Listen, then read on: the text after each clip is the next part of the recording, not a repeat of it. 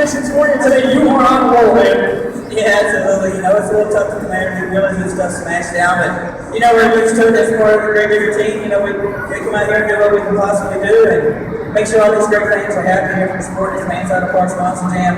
You guys have been standing behind us and Great Big Routine for over 30 years now. We have 8 trucks, 8 different drivers. If it wasn't for you guys making homemade signs, buying all that great big merchandise, I've been seeing a lot of that new stuff I've never seen before on the merchandise day, man. So thank you guys for coming out here. It's my first time here in Hanson Bluffs. I've done the show just about 2 hours. Yeah, he said where we are! Yeah! They rock down there. You guys are rocking it here too.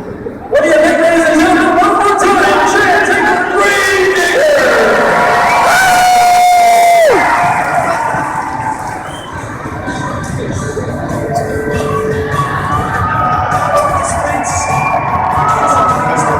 Oh, come on through to us.